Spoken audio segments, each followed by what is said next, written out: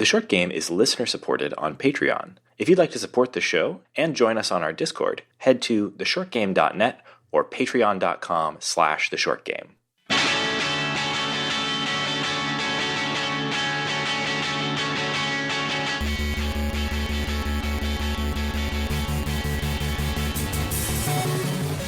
Welcome back to The Short Game. This is a show about short video games, games that respect your time. I'm Raygan Kelly, and I am joined this week by my wonderful co-host, Laura Nash. Thank you, Laura. And this week we are making good barely on a promise we made deep in last year. We are returning to talk about the results of and some of the games we missed from IFComp 2020. This is our promised IFComp 2020 wrap-up episode. Sorry it took us so long. Hey, many people feel like they're still living in 2020. We're just going to continue that feeling. Yeah, but we said we were going to do this in a week or two, and it has been like 6 months. Yeah.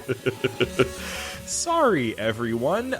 But like, there was definitely a period where I thought like, we're just not gonna, right? Because it had been a while, and then I thought, no, we just got to do this. So first of all, what we're going to be covering today, we're just going to talk through the top 10 games from the comp, and weirdly enough, very unusually, half, almost, 4 out of those top 10 games were games that we hadn't even talked about on the show during our fairly extensive coverage of the comp.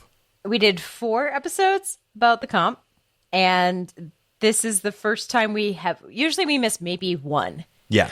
Maybe 2 tops, but this is the first time we had this many games we missed. And I think it's because there were so many entries this year. Even with guides, even with guests, even with 4 episodes, we did not cover the games that ended up in the top, I guess. Yeah, including one of the games that tied for first place.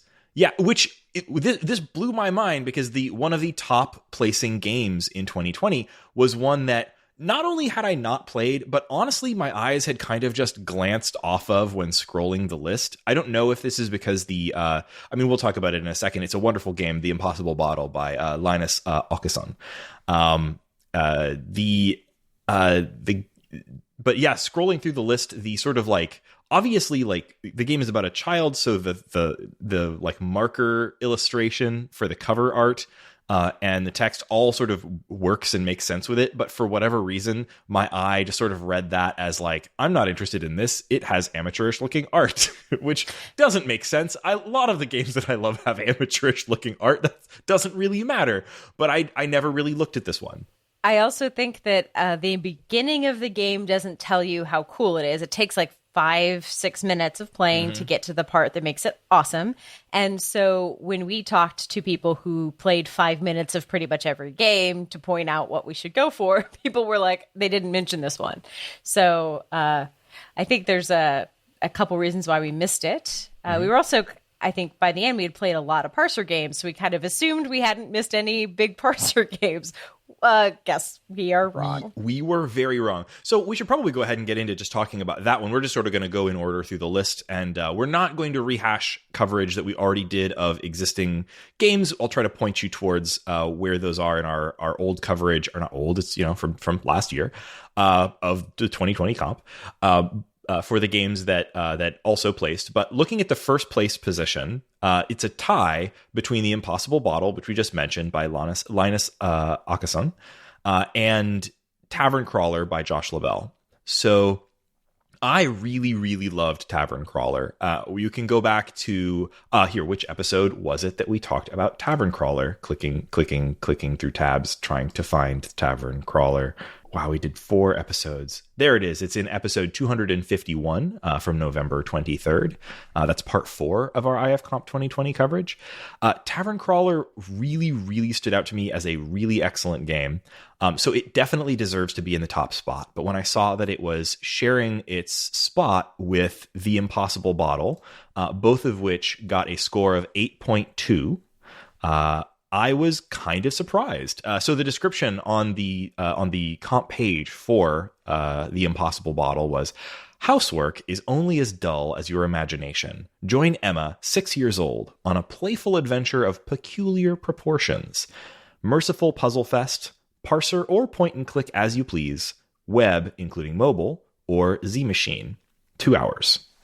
So a couple things right off the bat just from that description. Another reason that I might have, my eyes might have glazed past this one when scrolling the list of over 100 entries was it starts with the word housework. I thought it was going to be Puzzle Fest. Also that, Merciful Puzzle Fest. Okay, it's somewhat merciful. We'll talk about the puzzles. A couple other things about this, though, before we get into talking about the game itself. When I say parser or point and click as you please, this is a really interesting thing to me because it turns out this is the very first game that I have played that uses a brand new interactive fiction coding language called Dialogue. And it seems to be backwards compatible with the Z machine and the sort of the same sort of parsers you would use to play a game created with Inform. But it is created using a different coding language that Linus Åkesson apparently created himself, which is very interesting. But it also has its own interpreter that he calls I actually don't know how to pronounce that. It's the A with the circle above it from Swedish that it begins his last name.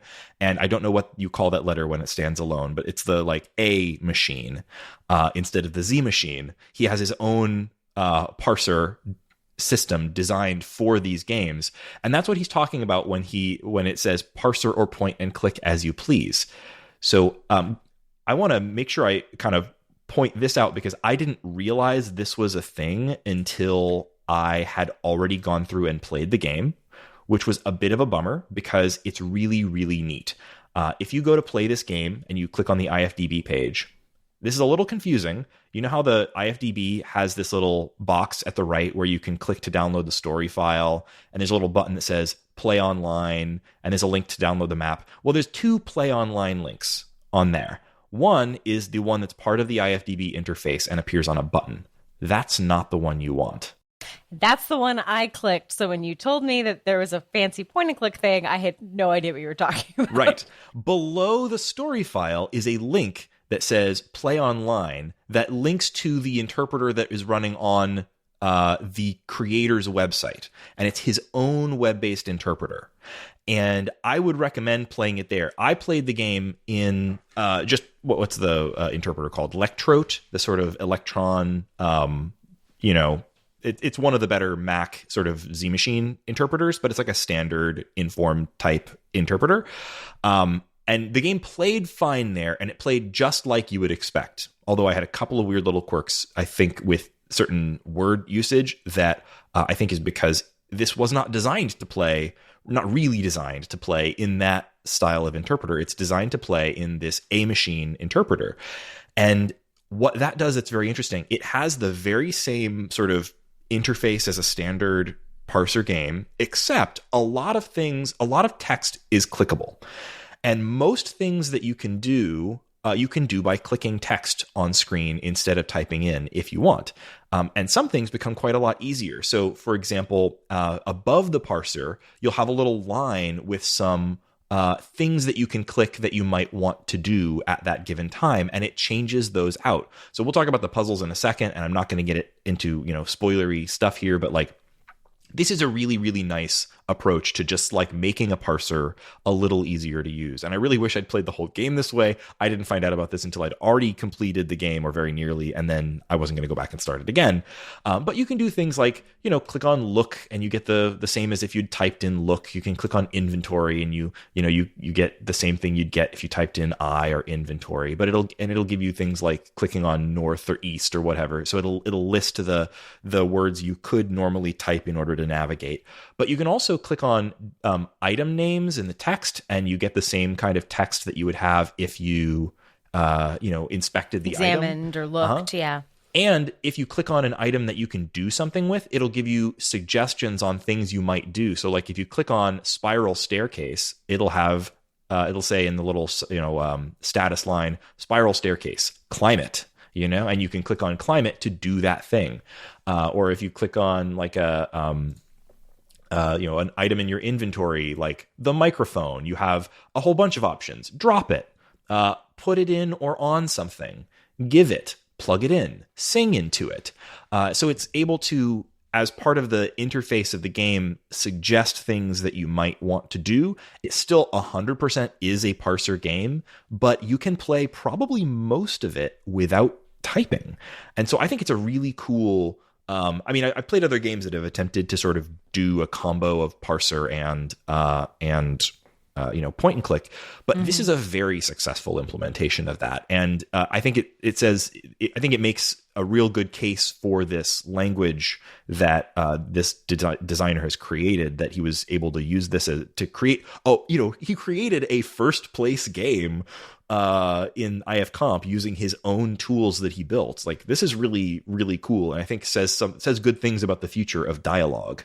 Yeah, I think I played to a certain stopping point and then came back to it later, found out, Raygan mentioned this thing and went back and replayed it properly. And I will say that it was 6 times. It was so much faster.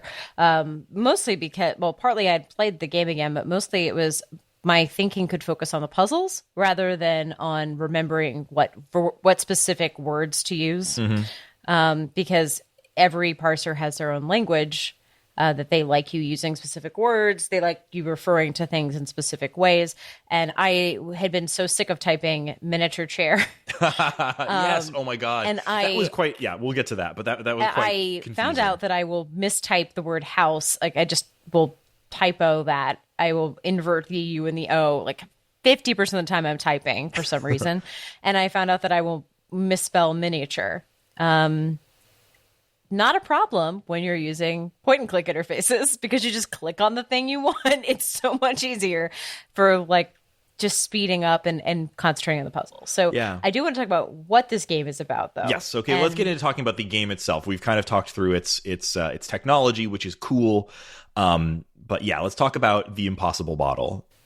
So the beginning, yes, you are Emma, a 6-year-old, and your dad is cooking dinner because the Taylors are coming over. I pictured Coach Taylor. I was like, oh, the Friday Night Lights couple's coming over. That's more fun for me. And you have to tidy up the toys and go to your room. There's different things you have to do to help get ready for this night. But the twist and what makes this game cool, so I'm going to spoil just that. Yeah. I think we have to spoil it. I think you have to. Like, this game wouldn't be first place if it was a clean up your toys game. That'd be a bold choice. A bold choice. That said, I did really love the set up your new office game, but that also had a twist. This one is you have a dollhouse that is an exact replica of your house. And when you take objects, put objects into the dollhouse, they become real at full scale in your house. And when you take objects out or move them, they move around the house. So, for example, if you were to, I'll say something not in the game. If you were to take a thimble and you put it in, it might be an ottoman. Like, it plays with scale at that range. Like, a small thing will become a very large thing. So it's all about small things becoming big things becoming small, just moving around scale. So a lot of this game is your dad is trying to do something or you're trying to accomplish something, and you need to alter the proportion of the objects in your house to complete the goal while your parents are being completely unhelpful. Yeah. Your mom's just on the phone. Also, your mom wrote a book on non-Euclidean physics, so it's pretty great. That's all the puzzles in this game. Yeah, so I love this central puzzle mechanic. Like this, I've definitely played other things that played with scale in this way. The first thing that sprung to mind for me was a VR game, a PSVR game that I played called, I think it was The Fisherman's Tale or The Fisherman's Journey, something like that. Laura's giving me a face, so she. Oh, do you know which I'm talking about? No, I do not. Oh, okay, sorry. I was going to say it's cats, but You Oh, okay. I don't know why you're referencing Cats like the movie Cats. like the movie Cats had no sense of scale, but the actual Broadway play Cats is everything is outsized. Yes. Okay. Well, what this was reminding me of specifically is the idea of like having like a miniature house and like the things outside, playing with the scale of like putting a big thing into a tiny house, and it becomes a you know what I'm talking about. I'm badly stating it, but like that in the Fisherman's Journey, I think you are inside that house, and there is a scale model house in the middle of your house, and you're doing things like putting things in and taking them out, and it plays with that really well, and it's in VR and it's very cool. So I was reminded quite a bit of that. Also, maybe a little bit of, I actually haven't played it, but a recent game called Maquette that plays with a similar kind of from Annapurna I don't remember who developed it. They published it. That was a pretty similar central puzzle mechanic. So this is a great central puzzle mechanic. Yeah, the room 4, I think, also is a dollhouse. Yeah, there's. Oh, I didn't know that. I think this one's really fun because since it's all text, things really can transform. Yes, yes. And the puzzles aren't as easily solved because you have to figure out how one thing can transform into another. It's not like when he tells you to get a tablecloth, it's not like that you're going to get a very big tablecloth. And like you have to think about what that might be. Like, what is a smaller, very large version of a tablecloth? Yes, I love that. And so I really, really enjoyed the sort of, the way that worked, and the puzzles I felt like a really good like on ramp. So the first few things that you can do are fun stuff. The tablecloth thing is a good example because like super easy, straightforward. Yeah. One of the things that it really introduces you to this in a simple way, where like your dad tells you to get a tablecloth for the dining room table.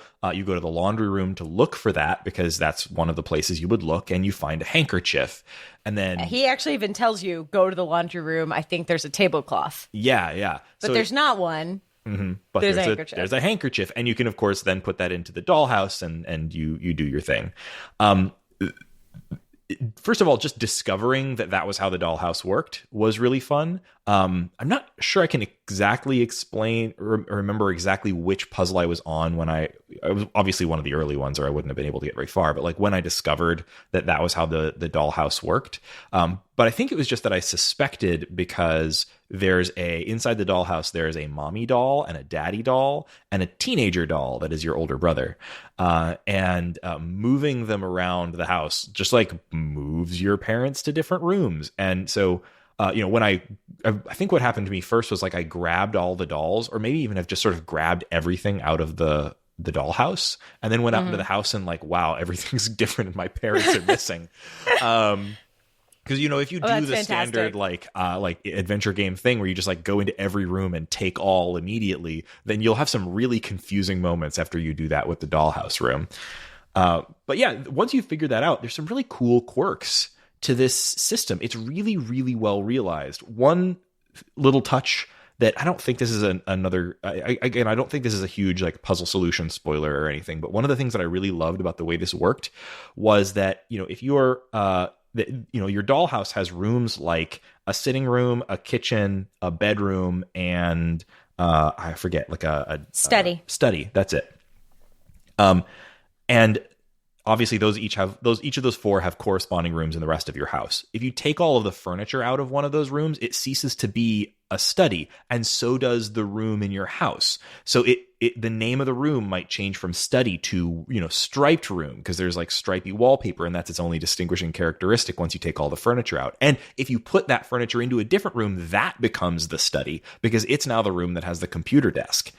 I really, really liked that as a sort of a mid-game, complication. I didn't run into that until I was fairly far in, and it was cool. The first hint that this was going to happen is if you are say put the blank in the kitchen, then they say, do you mean the room, like the kitchen parentheses lower right? Mm-hmm. And they make you specify it by location. So you can't say the room without the location of the dollhouse. And I didn't understand why until for reasons out of my control, all of the furniture in a room fell out. Let's talk about that in a second if we can. And I was putting them back, and I put them in the wrong place, and suddenly my room changed, and I was like, cool. I definitely want to talk spoilers because there are some of the later puzzles, like what I think you're alluding to there, that I want to talk about. But before we do talk spoilers about specific puzzles or puzzle solutions, I want to definitely give the game a thumbs up for its hinting. I did have occasional issues with this, but it has, I thought, some very well implemented hinting mechanics. First of all, at any time you can type goals, and your goals list will print, and it will tell you like all the things that your dad has asked you to do and other goals that might have kind of come up as part of your gameplay. And it does a great job of tracking those.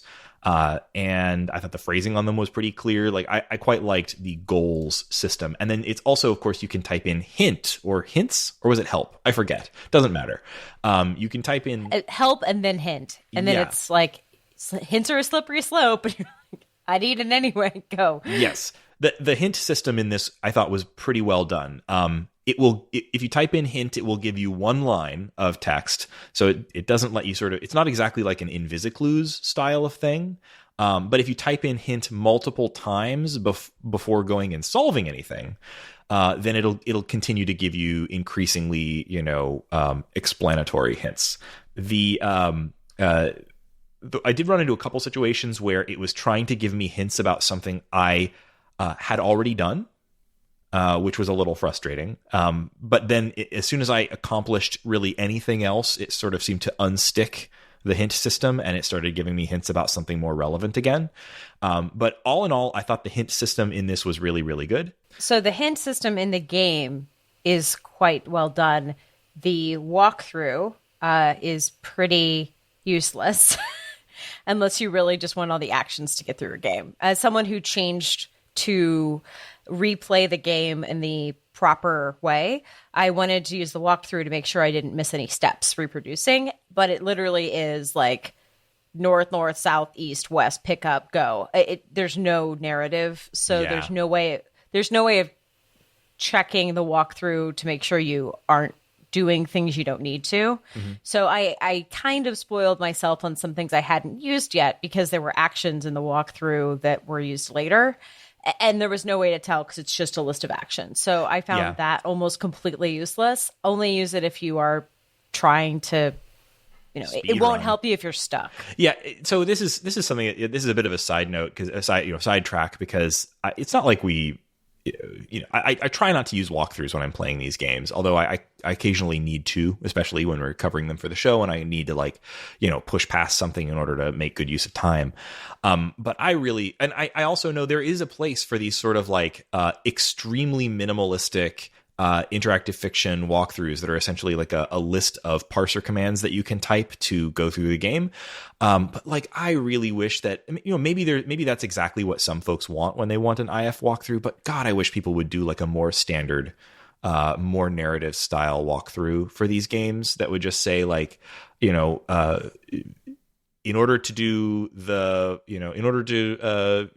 get the such and such, you need to do this and then this and then this and then this. Especially in this one where the goals are so clearly defined. There are puzzle sets and you move on to the next set. Yeah. So I feel like it could have... That's where, we'll talk about... one of the other games I'm going to talk about today does a much more traditional Invisiclues style, hinting system, which isn't as nice as the in-game hints in Impossible Bottle, but it does have... It is a goal-oriented walkthrough, and that's what's most useful to me. The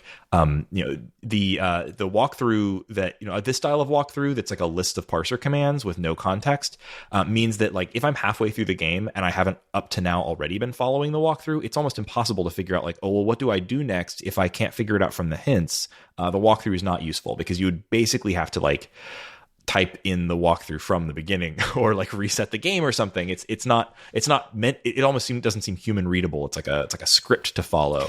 Yeah, and I get why you would do that, but it seems most useful for someone testing the game rather than someone playing it. So again, if someone's put this much effort into hinting, it seems a little unfair to say that, how dare you give me a walkthrough that I don't like? Yeah. But the walkthrough really is just almost like for testing the game. So I wouldn't use it if you're trying to, for example, replay the game in the proper format with a click-through. Yeah. And, I also totally get why somebody creating a game like this would want to create a walkthrough that is not super user-friendly, because they want to encourage you to try things and go off the beaten path. They don't want everybody to just sort of follow their walkthrough steps. So, fair enough. Maybe offer both.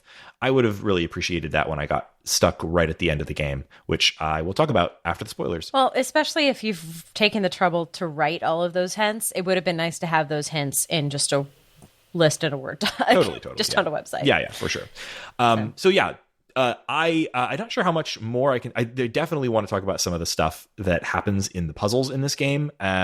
But a lot of those are going to be spoilery content. We are here, of course, months and months after the close of the comp. And so I think there's a very good chance that if you're very interested in the comp, if this game placed first place, if somebody's going back after the comp, they probably would have touched on this one, but maybe you didn't, and you're listening to this. But we didn't. So right. We didn't. We can't blame you if you didn't. Of course not. So we're going to now be talking about spoilers for the Impossible Bottle. If you want to skip past spoilers, I do chapterize these episodes, so you can skip to the next chapter. That'll be where we're talking about the next game.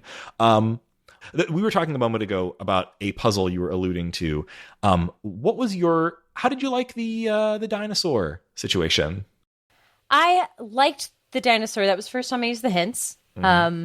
So for the dinosaur is that your dad is like, guess what? I found your plastic dinosaur and I put it in a funny place. And you're like, oh God, not the dollhouse. Don't put it in the magic dollhouse. And you hear thumping upstairs. And you go up and it's this. Of course your dad put the Stegosaurus in the magic dollhouse. Of course. So you go upstairs and it's this goofy giant Stegosaurus who follows you around like a puppy and loves you and will use the giant Stegosaurus tail to thwop things off of shelves and, thwop things off desks, and also in your dollhouse will just knock things periodically off of the dollhouse and onto the floor that you then have to put back, or holes in your inventory.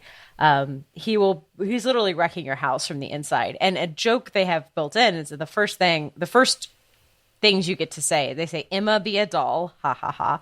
And then one of your options for why you don't want to clean the house is, I cleaned it, but then a Stegosaurus ran by and messed the whole thing up again. Oh, of course, that's right. I'd forgotten about that line by the time the Stegosaurus showed up. That's great. Yeah. So the Stegosaurus does show up and does wreck your life. Eventually you realize you can climb on top of the Stegosaurus and use it as, to help you out. And you have to also play very loud music and get it thumping bass so the Stegosaurus will dance, which takes a lot more finagling than you'd think. That was okay. This is where my complaint. That was when I needed hints because it was very persnickety. Yes, and very specific about what you'd done. And I thought it was kind of an open-ended puzzle by the way it was being phrased. I thought there were multiple ways to do it, but there's one way to do it.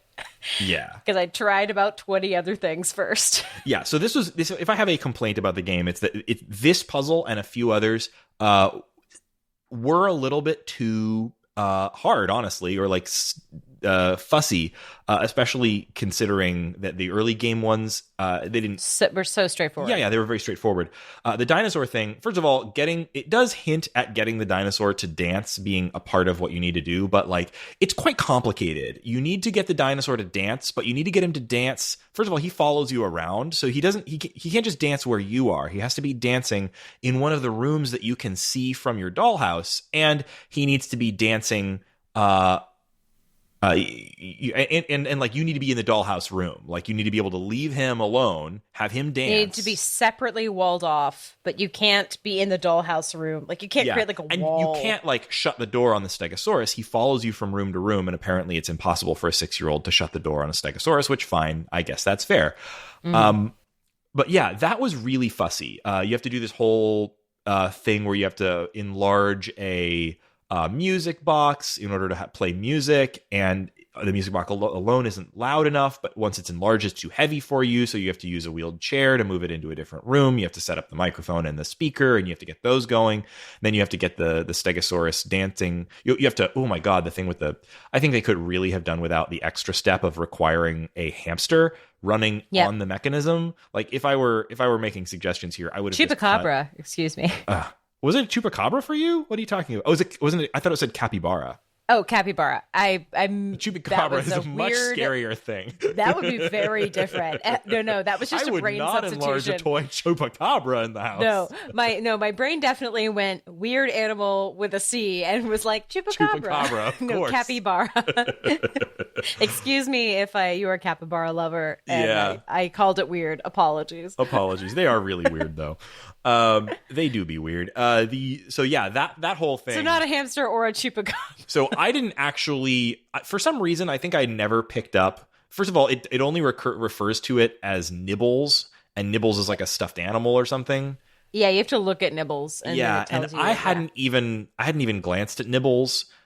So I spent a really long time trying to figure out how to maneuver without finding the hamster setup to make the thing go. I thought I had to stand there and crank it, and I spent a long time trying to figure out how to move the dinosaur and then crank the thing, or if I could move the speaker, or if I could somehow figure out a longer wire so I could have the microphone in the other room with the speaker where it was, or try to figure out how to move it. I got the music box not large. I got the small music box next to the speakers in my dollhouse room, and they just kept saying perhaps it could use more bass. Yeah, it's like that kind of is a good hint, but it's also it's a go further. It's literally just saying go, keep going. It's like good hinting, but at a really obtuse thing.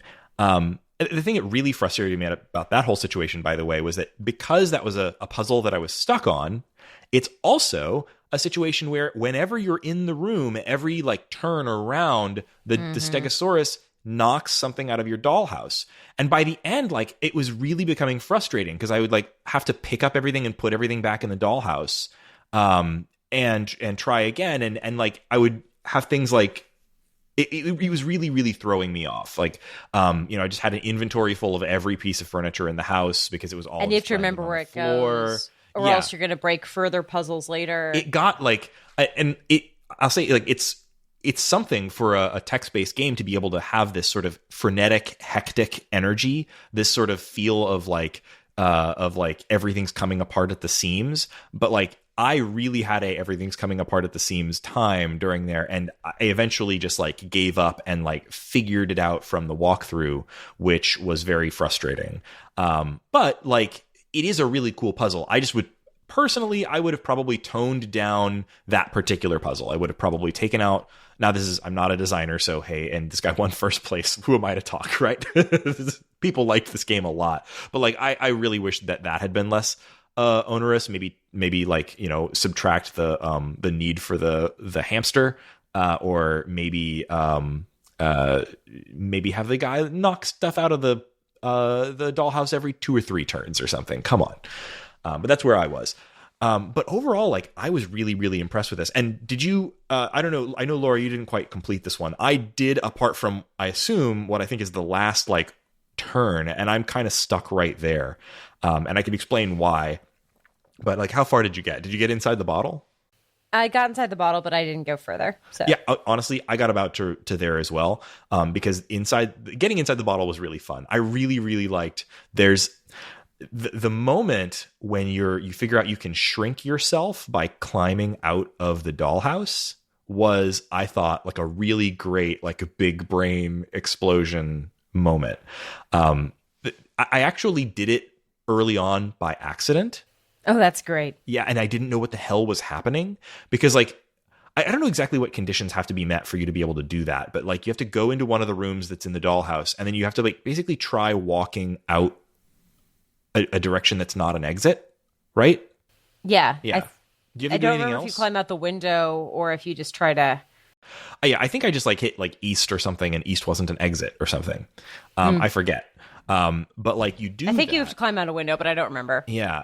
I did it by accident. I don't remember exactly how I ended up managing it, but like suddenly you're on a flat plane or like a smooth plane or something like that. Strange of course, surface. you're on the table in your room, but I had no idea what had happened.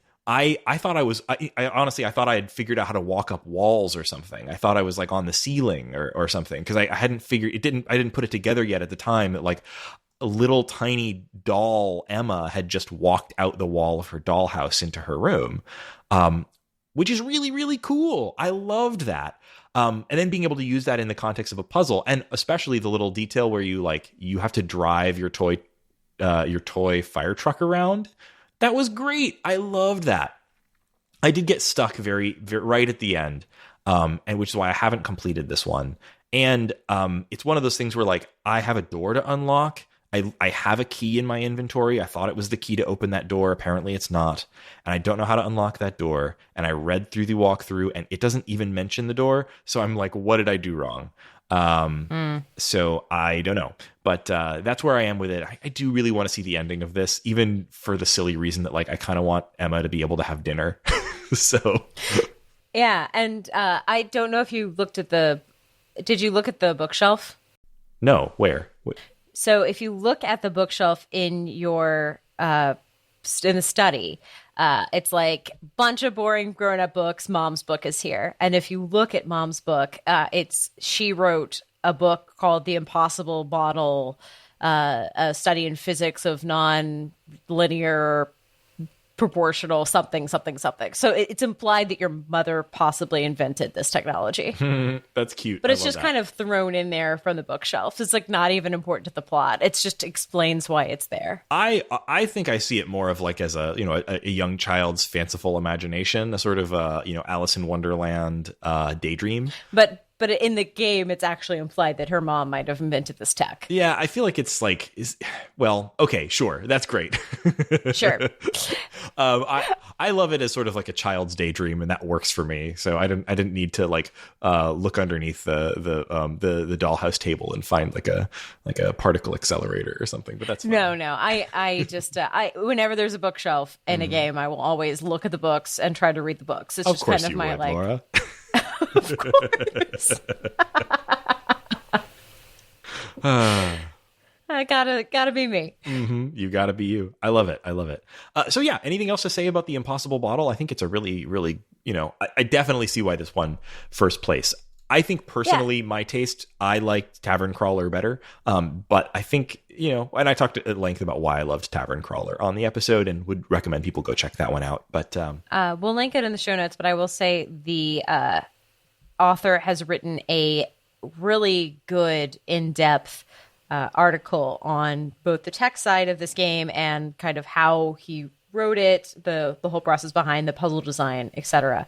So I didn't finish it because I wanted to finish the game, but it is a very lengthy author's note, and it does include a full dependency chart for the puzzles, which I think is just there was one of these in like Emily Short loves handing these out after her games, and I think that if you're trying to learn or interested in narrative design, it's a really helpful thing. I love it when authors give these kind of meta notes, especially considering he wrote his own system. Yeah. And he does say that he plans to improve the hint system in the next game. All right. Because he needs the sub goals. He says like the issue is that it wasn't specific enough for like the sub steps. Yeah. He only had high level steps. So he could say that it assumes that you've done some steps to move forward, even though, for example, the dinosaur might have knocked something over, and so that's no longer true. So by making it track secondary steps, some of the fun stuff he added about the dinosaur knocking stuff off wouldn't break the hint system. Mm-hmm. Yeah. So, well, I think it's still a very solid hint system. I'm very eager to see where this system goes and see if other folks end up adopting it. I'm definitely going to be keeping an eye out for dialogue-based games in future comps and elsewhere in the IF community. It looks really, really cool. So continuing down our list of the top 10 placements, first of all, the way that IFComp handles ties is they sort of excise a place. So there's a tie for first place, and then the third place game, there is no second place because it's, not necessary with the top 10 being including ties. The third place game was Vain Empires by Thomas Mack and Zavid. And that one was one that Shane played. I believe it was on the first episode we did. Let me check. Nope. Where was it? No, it was on episode 249, part 3 of our IFComp 2020 coverage.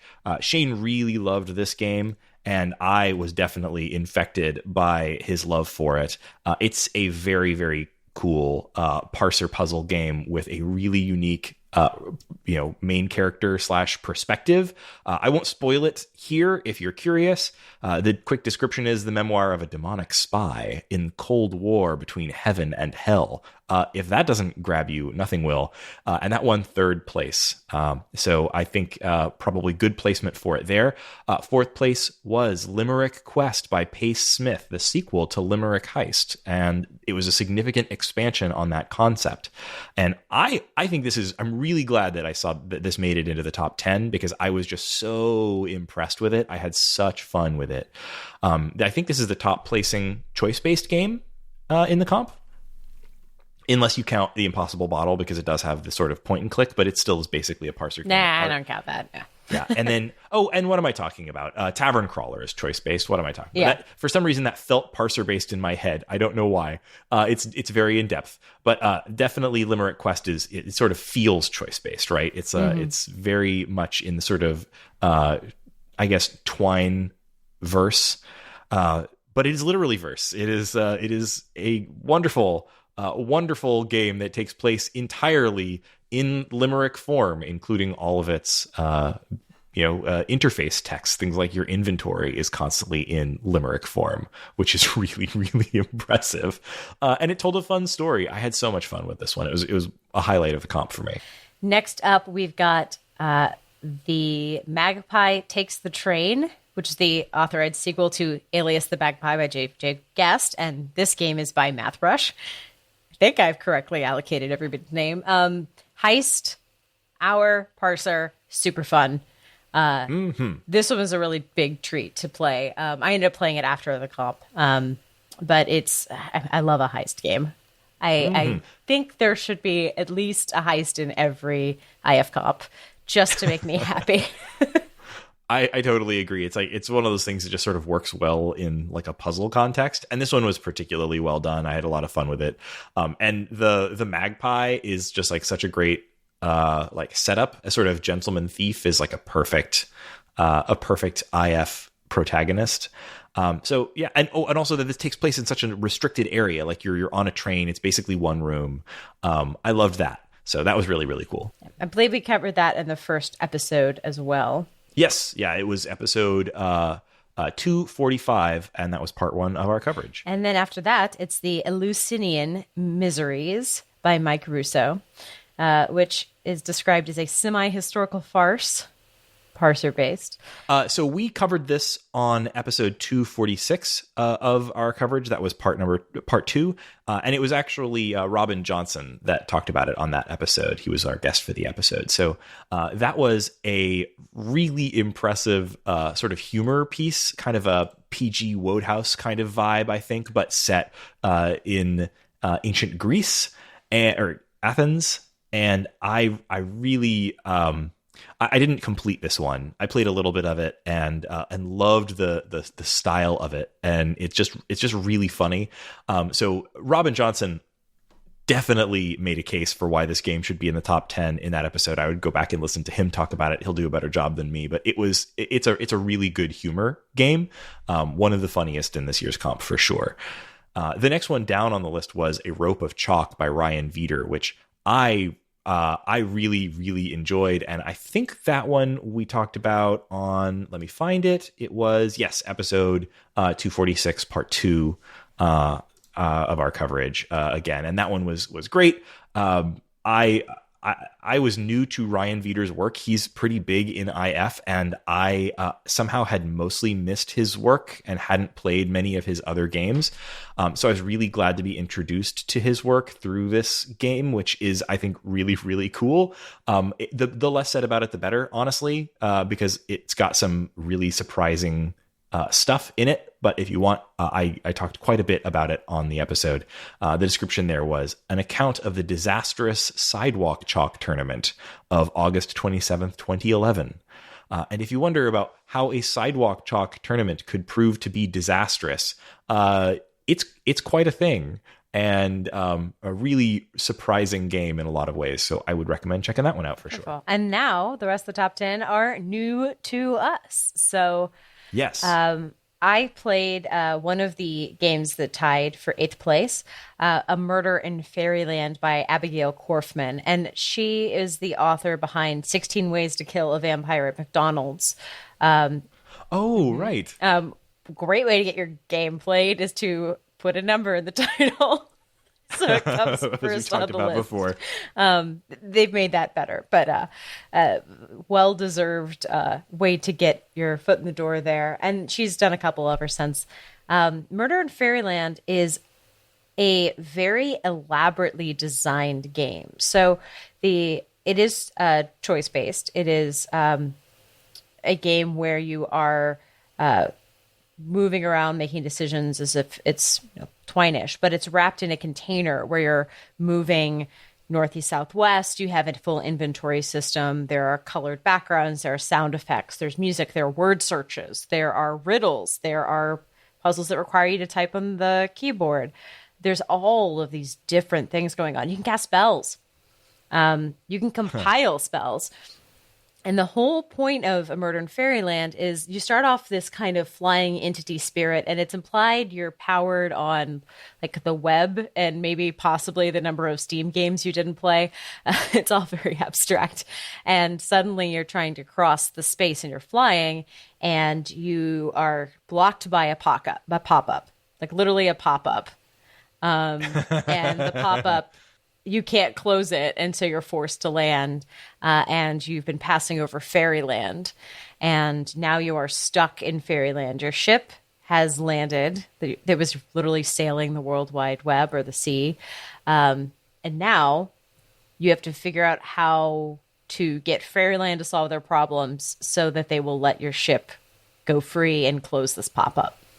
The idea that you are all this extra powers you have doesn't really come into the game too much, except the fact you're bringing spells.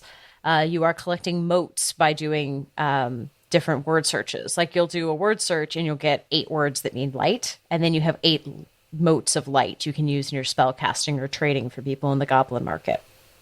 But something I said intentionally move rather than go, you are in a wheelchair the whole time. So one of the obstacles is that Fairyland isn't very ADA compliant. And so you are literally not able to go places because the chair won't fit over the lip, or, you can't move an object while moving. So you need to cast a spell. You need to get the right spell so that something else can move something out of the way while you move your chair. Those kind of, you can't reach high enough to do something. All of these are built into this fantasy world. The puzzles have this nice extra layer where you roll east, roll left, roll around the screen. But what I really liked about it was the way you solve things is through bureaucracy. I like a bureaucracy puzzle because if you're trying to do a game that also says it's hard to be someone who needs a wheelchair ramp in a game, then to have fairy tale bureaucracy where it's all logic puzzles and getting the right form, getting the thing stamped, finding out what ley line things are on, feels just like a great extension. I'll also say my biggest laugh, I hate that I'm this person. I currently live in New York. Uh-oh. I have just been filling out some new tax forms, and they ask over and over every time you do something for taxes, if you live in Yonkers, or like, did you do any work this year in Yonkers? Did you do anything in Yonkers this year? It's asked like 8 times per form. And so you're filling out one of the form and they say like, did the complaint happen in Yonkers? No. And you keep going down and later it's like, did the complaint happen in Yonkers? No. At the bottom of it, you have to answer again, are you sure this didn't happen in Yonkers? I was like, I know where you live, Abigail. And you had to fill out a tax withholding for New York State recently. Anyway, all of this happens. And then the thing that's actually on the 10 comes into play. The 10 says this game is about solving a murder where everyone wants to be accused of the crime. This, regardless of the game saying it was an hour, all of the stuff I'm talking about on forums and word searches and moats and surfing the web, all of this happened before I found out there was a murder. I played the game for an hour before I found out that the queen wanted me to solve the murder of the prince, to figure out which one of the people claiming credit actually did it. So I would say the other thing... That's why I don't think any of that is spoiler, because I didn't say how it happened. But just be expected. It's more like 2. And the second thing I'll say is, at that point, you can stop there if you want. You could just accuse someone randomly of the murder and call it a day, get in your ship and leave. And I say this not to dissuade you from doing those puzzles, but to prevent you from accidentally ending the game early. At this point, hit save. I did something that caused me to accuse somebody, and the game just ended, basically. Like, I was forced to go through and end the game. At that point, I had to roll back to a really early save and replay a bunch of stuff to keep going, because I found all of the murder puzzles very interesting. And I think that's probably... If I had to guess, the reason why it's 8th and not higher for all the stuff it's got going for it is because the murder investigation takes a really long time. You can end it pretty arbitrarily and there's no consequences. And it's only you who have to decide if you like the murder investigation. And I think people were split on that. Like, either that's a great feature or it's not.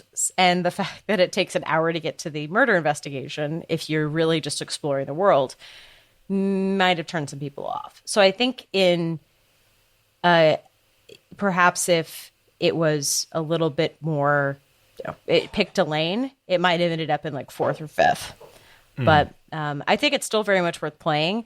Just know going in, it's much longer than it suggests. And it's got some really interesting late game puzzles. If you're enjoying the first couple form puzzles, by logic puzzle, I mean, you're literally you've got a list from a book of like 50 rules about how you fill out the form. And then you have to, when you have a problem, figure out what that form would be. So based on it, you're like, okay, it's historical, so it must have the number 3 in it, and it's dealing with theft, so it must be divisible by 10. And because of this word needs to be in the title, it must end with a B, and then all the numbers be in descending order. So I have to go down a hall, click these buttons in order, get the form, and then hope it's the right one. So half the puzzle is figuring out what the form name is, and then you have to fill it out correctly. And so you can see if you accidentally end early and you've done 4 of your 8 forms, like, what a tragedy that is, because you want to see it through. So does the game have an undo option? Because that's usually the play there. There is an undo option, but it takes several turns to figure out the consequences of your actions. Okay.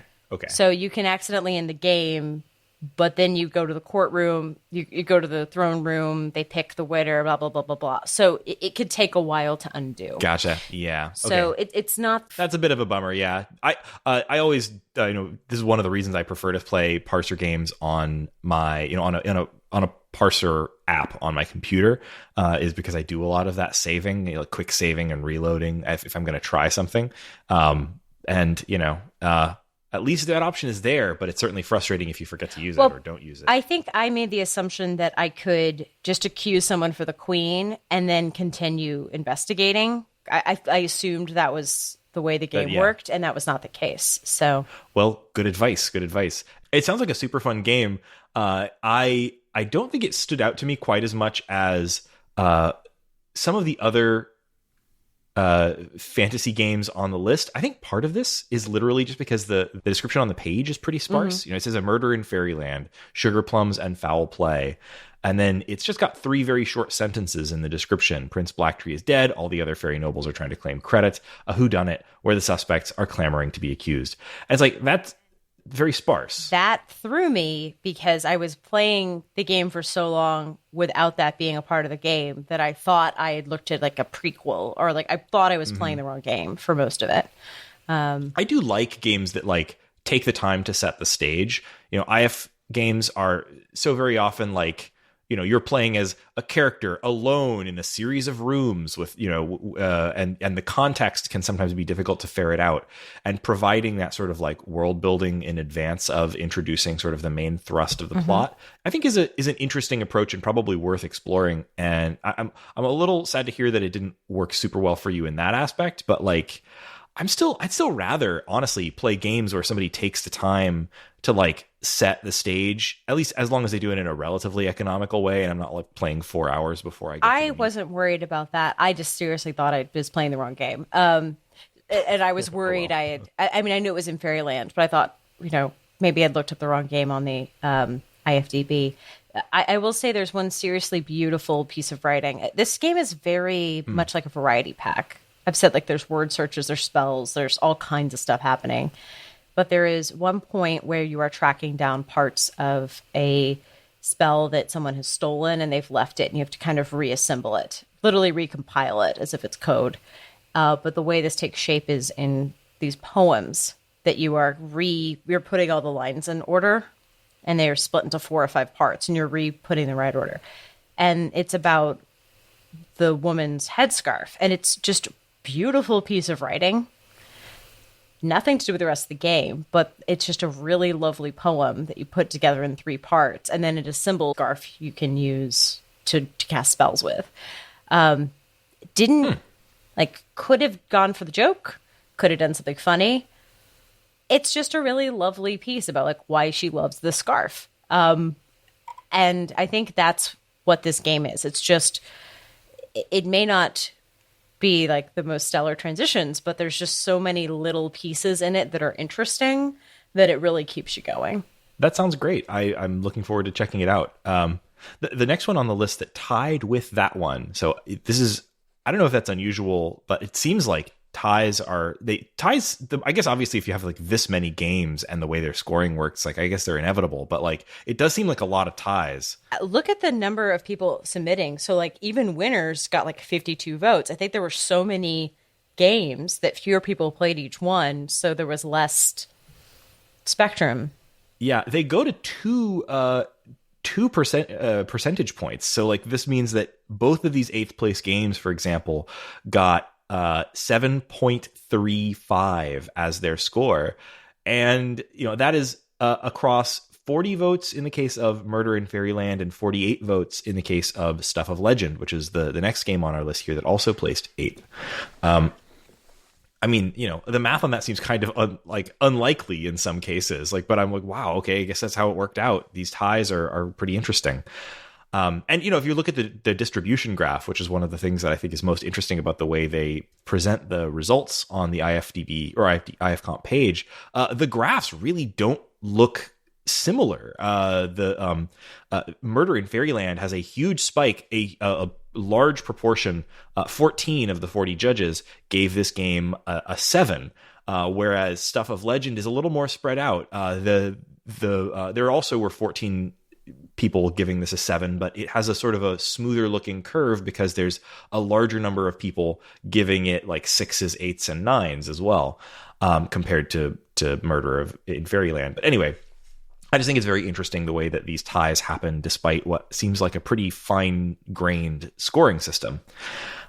Stuff of Legend is a So first of all, I think it's the first game from Lance Campbell. I looked him up on IFDB, and this is his only credited work there. So if that's the case, if this is a debut work by a new IF author, then it's extremely impressive. It's very, very well implemented, and the prose is very funny. It really worked. It is a style of game that I like it quite a bit. It's just I've played a lot of humorous medieval, chivalric parser games with funny protagonists. I think back on, there's been a number of those over the years. In fact, one of them placed second this year and was my favorite game in the comp. So perhaps it's just by second, actually tied for first. I'm talking about Tavern Crawler.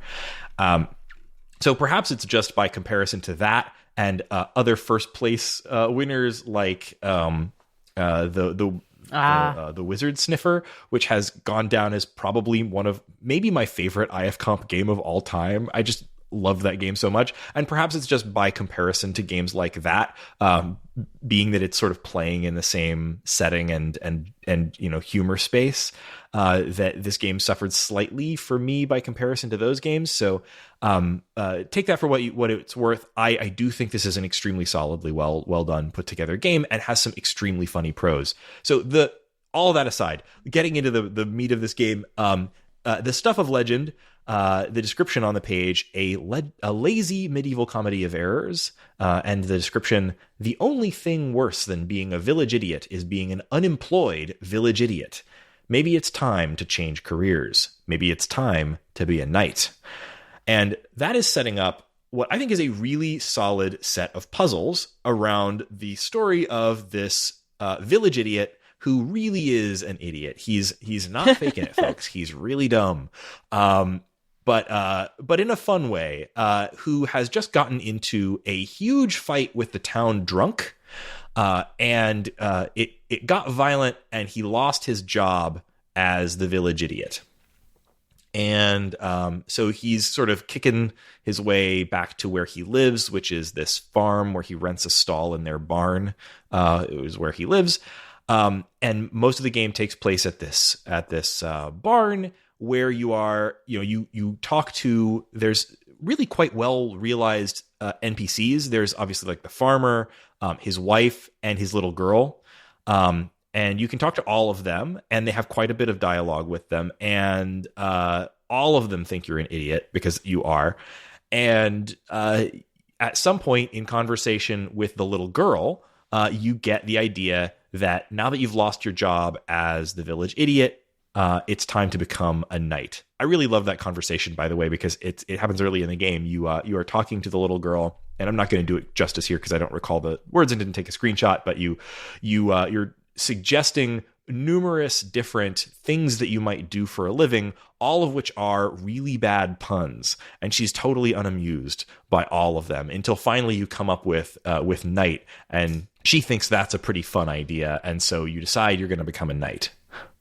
So after deciding you've got to become a knight, you've got a very sort of standard interactive fiction set of tasks to accomplish. You've got to get the clothes to become a knight, which consists of things like a helmet, right? And you've got a bunch of other tasks similar to that, where you need a horse, and a whole set of things that you need in order to become a knight, and then you need a quest that you need to go on as a knight. And so you have to talk to these various NPCs around the farm: the little girl, the farmer's wife, and the farmer himself. So a quick early example would be that you need a helmet, and you talk to the wife about what a helmet is, and she explains to you that a helmet is something hard that you wear on your head, but you're going to need an eye hole in it in order to be able to see out. And the best option in the farmhouse is probably the bucket that is behind the milking cow, and you're going to try to take that bucket to turn it into a helmet, right? Of course you are, because you're a village idiot trying to become a knight. That's exactly what you would put on your head as a bucket. And so I'm leading up to this because it's one of the early really good examples of the humor of the writing that I took a screenshot of. you want to get that bucket, but the cow is standing in the way and won't let you have it. And so then you can try to talk to the cow, which you do by typing moo. And then I really love the way this was phrased. It says, "You moo at Minnie the best you can." Minnie nods her head in thoughtful answer and turns her eyes towards you. "Yes, you see now. It appears that Minnie understands what you are saying, even if you don't. Your mind whirls with questions and possibilities. Have you always been able to communicate in this way without knowing it? Could you communicate with other animals in a similar manner? If you speak the language of animals, can you ever truly understand what it is to be an animal? Regardless, you are in conversation with an animal now, and she is clearly waiting for you to speak to her. And you have 4 dialogue options, which are moo, moo, moo, moo, moo, moo, and end the discussion." And this was a great puzzle because it's got a really dumb, simple, dumb answer to the puzzle, which is you try to settle the cow down. And I think I may not 100% be clear on this because it seems like this puzzle is randomized, but I believe you're just supposed to go for whatever is the mooiest sound it gives you. Whichever one sounds the most moo-ish. I think it's like looking for longer moos or moos starting with M, and it's giving you a randomized assortment, and you have to go through this dialogue like a kind of a lot in order to settle the cow down. That's the kind of thing that you're going to be doing in this game. I thought it was really charming, really funny. But it didn't quite 100% hold my attention, and I think it's probably just the things that I was mentioning earlier. Is that like I was I'm doing it a disservice here. Part of it was also probably just that I was I don't know, maybe distracted by other things. So if it sounded funny to you, it probably will be funny, and it was pretty consistently funny through all of it that I got through. It was just one of those things where like it was just light enough and fast moving enough that when I started hitting friction, I started bouncing off of it a little bit. And that's mostly probably on me. I think this is a really solid game. I will mention one other bit of writing that I thought was just funny enough that I had to take a screenshot of it, which is that you're trying to find a weapon. And you get this very quickly. The farmer's wife is willing to give you her shears to use as your nightly weapon. And when she does, you take a few practice swings with the shears, and it says, "The blades." You check a few practice swings, the blades cutting through the air, like, well, you are going to finish that thought with the word butter. But then you realize that butter is more difficult to slice than air, so you stop making the comparison altogether. It's a very funny game. It's really well written. I think as far as like its puzzles and everything, it feels pretty standard to me. It's it's one of these. Nothing about the puzzles or hint system or anything was like bad. Obviously, it placed in 8th place. This is the kind of game people like in the comp. But it also feels sort of light. It's not trying to reinvent the wheel or do anything revolutionary. The hinting system is a solid Invisiclues style hinting system. So you type help, and it gives you a menu that you can navigate with keyboard commands, and it has sort of progressive disclosures on the hints. One thing that I quite liked about the way that it presented those was that sometimes the first option or even 2 are just jokes. So it kind of is there to like make sure you really want hints before you start getting the actual hints. And sometimes it's very funny too. So this was really a game designed to be just it's a really good one of these. And if this is a one of those that you want, I would 100% recommend it. And I think it's great and also honestly, medieval parser puzzle comedies, or fantasy parser puzzle comedies. This is a thing that does well in the comp. So I'm not surprised that it placed in the top 10. I think it's extremely well done, and also the sort of game that I think a lot of people will love. So I would recommend giving it a shot. So in 10th place is Sense of Harmony by Scenario World. And I'm going to go out on a limb and say, if this game was a full game and not a prologue, this game would have been like second or probably possibly first if it was a full game. It is a great start with a completely custom engine, but it is definitely reading. It's like watching the first 30 minutes of a Bourne movie and then turning it off. That's what it feels like. It is it is starting off in a like really cool world, and then like you have that first interaction with like danger, and then they disappear, and then it's like keep watching later. That's exactly what this game does. I think you got to know that going in. Elizabeth Bolden will return in... It literally says that. Oh, yeah? Well, I guess that's good at least. It's like Elizabeth Bolden will be continued in another thing. So this is definitely the first like series, but I want to say that right out the gate. Like I think, and I can't put words in people's mouths, but I think that is all the low scores are people like, what the hell? This is not a game. This is the start of a game. Yeah, notably, this game did not get anything below a 5. Right. Nobody really disliked this, but it does have a sort of, it seems like a lot of people gave this 8s and 9s. But yeah, enough people decided to give it a 5 that they kind of sunk down the list a little bit.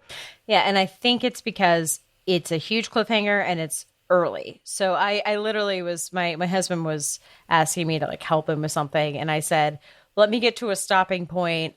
Give me 5 minutes. I'll get to a stopping point and I'll pick this game up later. And then the game ended. Oh, that's a bummer. That's really a bummer. So I didn't even, I thought even knowing it was going to be prologue, like I thought there was going to be like 15 minutes left. So I thought I had to get to a stopping place and then it just stopped. I don't want that to hamper the conversation. I just know for a percentage of the population, that is a deal breaker. Mm-hmm. I have read many unfinished fan fiction, so I am fine with this. But, okay, Sense of Harmony by Scenario World. Why do I think this game would have placed extremely highly had it been finished? So this has a completely custom interface that rules. It's kind of cyberpunky. And the idea is that you start off the game and you are a worker in a erotic massage parlor. It's not gross. It's not gross, and it is not misogynistic, and it is not mean to sex workers. So if those were your things, don't worry about that. You have just finished with a client, and he's laying on a table, and you get white text on a black background, and then the screen kind of shifts, and some of the words are now in bold colors, like bold neon green, bold orange, bold purple. And you had a couple actions you could do. He tells you, he seems a little uncomfortable, and you could ask him about his day or whatever. Now you have these bold words. And when you tap on them on the right side of the screen, suddenly overlays of really detailed information pop up. Hearing, you can hear his heartbeat is accelerating. Touch, he is exhibiting like tension in the knot in the lower left shoulder, and his sweat is coming out of his, at this amount. Very detailed cybernetic implant type information for all of your senses. And each time you click on one of those words, new actions appear boosted by these abilities. So if you click on a memory, he says Nova Scotia. You click on that, it says memory database. 4 weeks ago, here's a quote from him about living with his mom in Nova Scotia. You can then take that and use that to respond accordingly. So it takes this idea of this augmented future and makes it really real in a very fun way that changes the actions on screen. And it feels like you have like a HoloLens or like a virtual reality glasses that you're seeing the world through this. At this point in the game, you don't know if this is something everyone has, if it's something else sex workers have, if you're special. It's just part of the game. It's how you experience life. The game is very short, so I won't spoil it. But the idea is that you've got a lot of things you're balancing. You're going to school. You're just trying to get through this job. You've got a new boss. You've got friends. It is clear you have abilities other people do not, and you need to use them to make your life easier or to investigate. And there is investigation. This woman is a fantastic detective, and I want to see more of the story. I really do. But you have all these powers, and you're also hiding it. as you can imagine, there's so much going on. But all through this, you get this really interesting interface of pop-ups. And not only that, as things start going awry with your powers through this encounter with a dangerous being, big pink swaths come over the screen. Your circuits start replacing with other letters of fictional alphabets. Like sometimes your augmented pieces don't work. All of this is buttery smooth. Like it could be very awkward, but the writing is good both in the cybernetic augmented piece and in the main dialogue. It's really interesting how they're dealing with like a new buyer of the brothel. It's a corporation, and now you have a man who's never worked in a brothel or with women before, but he's been working with other people before. So he keeps saying guys and then correcting it as if he didn't mean to. He says things like, so how about you guys and girls that... Oh, no. Yeah, it's pulling that kind of stuff. Like that. It's he makes sure, he says at some point he says the establishment, and when you click on establishment with your cybernetic thing, it's like visual. You notice that his mouth formed the word like B for a microsecond before he said establishment. So he was going to say brothel. Like it's those kind of jokes that this plays on. Super rich. I just finished it and wanted to keep playing it. Like this could be, and I never say this, but I could see this being like a 20-hour game if she wanted it to. I assume she, just based on the writing, it seemed like it was, but I do not know. Scenario World could be, they, them, didn't mean to misgender, but well, I can speak to that a little bit because I just found their website, and I believe they are. It is a team of 2. I believe they're both male. One of them has he pronouns. The other one doesn't have pronouns in the description, but has Liam Gallagher. Well, fantastic. So many props because you wrote a woman in such a way that I assumed you were a woman. I honestly think that's a compliment. So yeah, Liam Gallagher and Brooke Jensen. I'm definitely eager to see more from this team. They apparently have. They have a Patreon, and they have a website, and I don't know what that means. I can't imagine how much time it took to code this, because it's beautifully written and it took a ton of time to code. So I'm always very excited when I see things with custom interfaces, especially ones that work, because sometimes they don't, in the comp. And I'm very eager to see like where this goes as a complete thing. So I hope folks check that out. Yeah, I started the game and got so excited I posted a picture in the Discord. I was just like, "Look at this!" It like, looks how did wild. no one tell us to play this? It looks a little cyberpunk, which is cool. Like I know that's sometimes like it's just text. No, but it does look cyberpunk. There's nothing punk about the character, but it definitely has that cyberpunk augmented reality feel to it, which I really appreciated. Yeah, it looks really cool. So I'm really looking forward to giving that a shot, especially if it's eventually going to become a more full experience.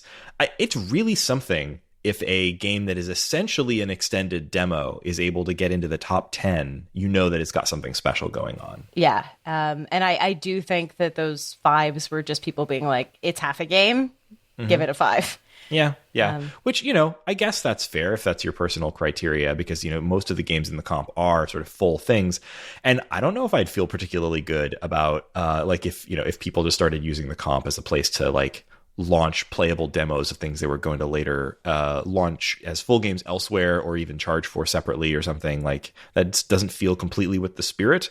But it does feel like people responded well to this, and obviously you liked it. So I'm really glad to hear that that's the case. And I hope to see more from this team. That sounds great. So we have been recording a little while, but since it is just the 2 of us, I thought maybe we could squeeze in a quick what's making us happy this week. So Laura, what's making you happy this week? So I finally watched Silence of the Lambs for the first time. Okay. This blows my mind that I know, like, it's not a cool guy thing to be like, I can't believe you hadn't already X, but it is really surprising to me that you hadn't watched Silence of the Lamb. Didn't you like Hannibal? Yeah, all of Hannibal 3 times, and the hell, Laura. And I've also been over the last year watching almost every movie that Jonathan Demme directed. So like, you make no sense to me. So human. here's the reason. everyone assumes that you've seen Silence of the Lambs. So no one's like, let's watch this. Two, Hannibal was always going to do a Silence of the Lambs season, so I was like, I'll just watch it later. Like, I'll watch it as like a yay, and it never got renewed. And the other thing was my husband doesn't like scary movies, so I never suggested it because I thought it was scary. And he was like, no, it's not scary per se. It's very different. Yeah.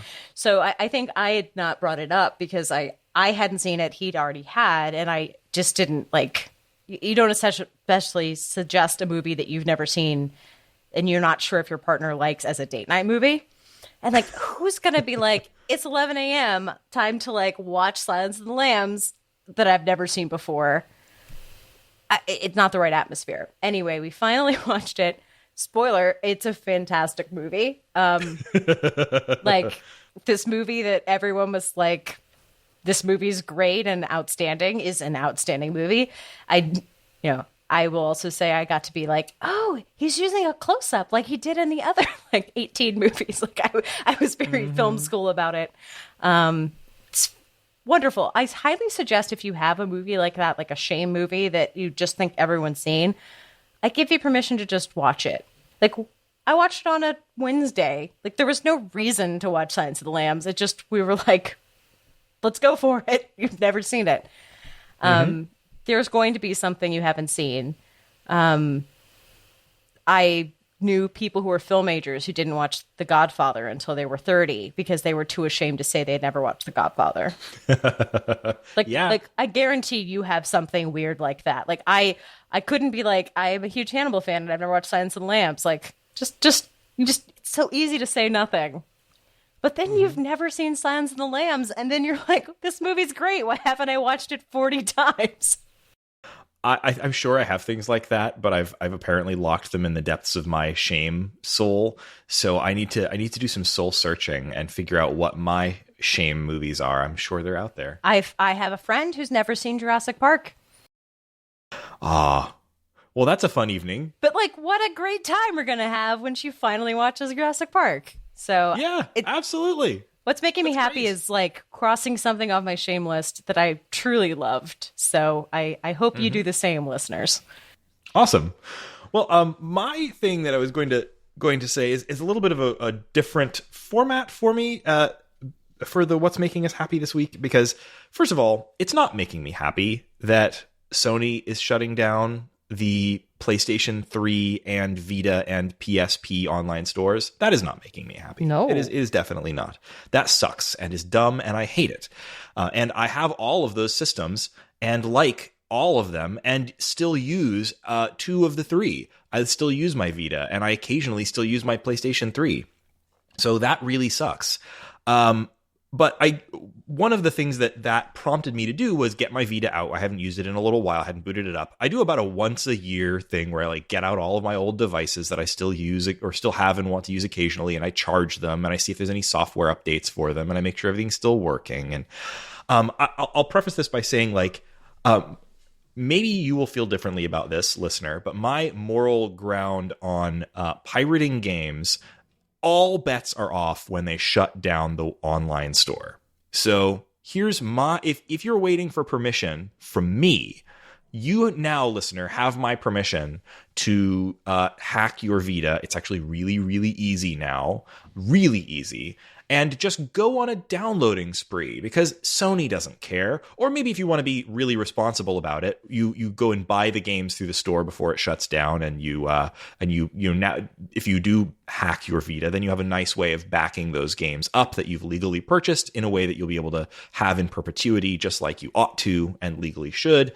But anyway, all that aside, this had me going through my Vita, doing updates, making sure the like hack thing that I did on it to be able to back up my games still worked, making backup copies of the games that I have purchased on there, maybe downloading a couple games that I wanted to have that I hadn't purchased necessarily in the right way.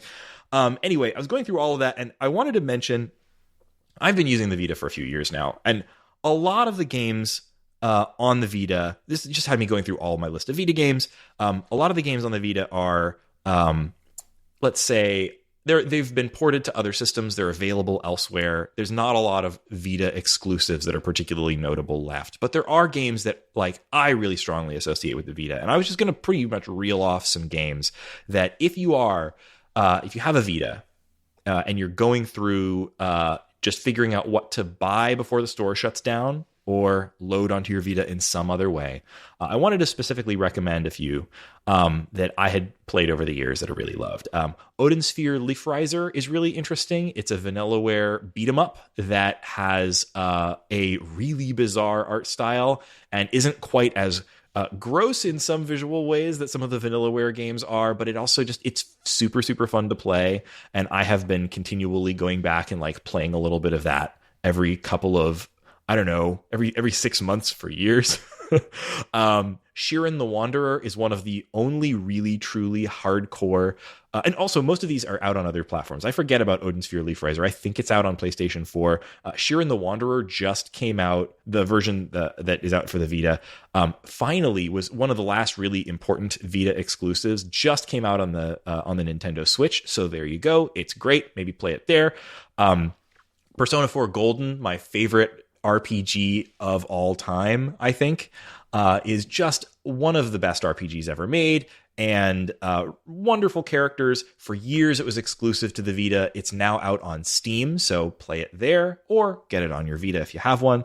The Danganronpa games are great. Those also were originally Vita exclusives when I played them and have now made their way to other platforms. They've been re-released on PlayStation 4, I think, and maybe also on Steam. Ollie Ollie games, the Yay! two Ollie Ollie like skateboarding games, I believe the first one was a Vita exclusive when it came out, and is now out on everything, and as is its sequel, and they've announced a new one coming out that I'm very excited about. Ollie Ollie World is coming to the Nintendo Switch sometime later this year. Severed was another important Vita exclusive that I dearly, dearly loved and eventually got ported to other things and is now available on the Nintendo Switch. And you should probably play it there. But if you have a Vita, that's still a great platform for it. And Severed was such a wonderful game. Mm-hmm. Last one that I sort of made a list as I was scrolling through everything on my Vita being like, oh yeah, I loved that. Rollers of the Realm we did an episode on it ages ago. It's also, I think, on PlayStation 4 and 3. And PC. Maybe, I don't know. It's a pinball RPG that I loved. And then also, of course, if you have a Vita, there's a zillion games you could play from the PSP library and the PlayStation 1 library as well. I'll specifically recommend, if you are in the mode where you're wanting to purchase things before the store goes away, you are about to lose the ability to purchase Suikoden 1 and 2, two of the greatest JRPGs ever made. They were available for the PlayStation.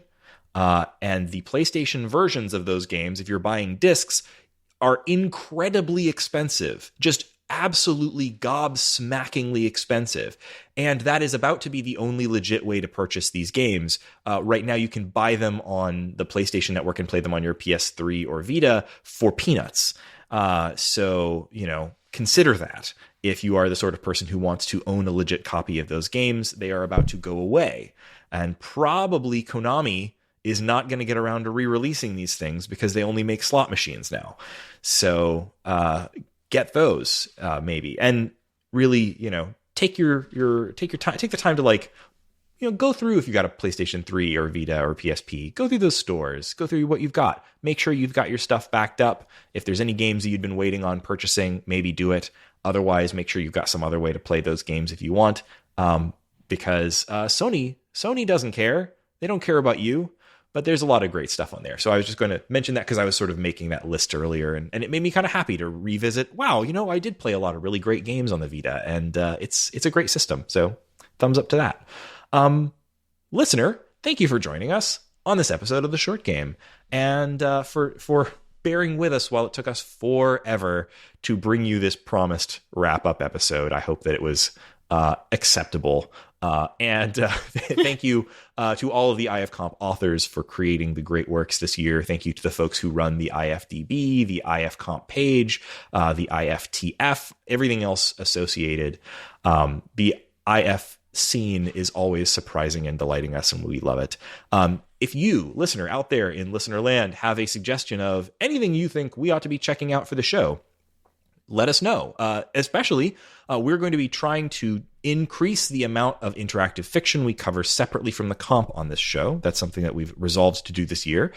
So if you have interactive fiction works from any era, not necessarily just brand new ones, but games that you think are particularly special to you and that would warrant a good episode of the show with a close read, let us know. We would love to do that sort of thing on the show. And we do sort of need that Sherpaing. We need folks to tell us what they think is worth playing for that.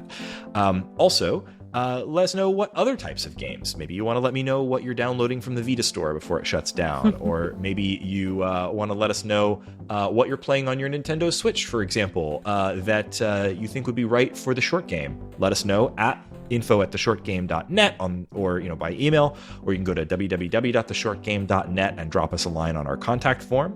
Or if you want to be a real friend of the show, you can go to patreon.com/theshortgame and drop us even just $1 a month. Gets you instant access to our Discord. Our Discord community is where we chat with each other about the games that we're playing. It's where we plan the show, and it's where we talk to our listeners about games that we are interested in covering for the show. And other stuff too. If you just want to drop in and chat with us about literally anything, we're always happy to have new folks join. It's a great time to hang out. It's a good online hang. And it's been really invaluable over the last year as we've been all so very isolated. So come join us there. You can also find me on Twitter at Raygan K. That's RayGanK. And Laura, where can people find you? You can find me on Twitter at Laura J. Nash. And thanks once again for joining us on this episode of The Short Game.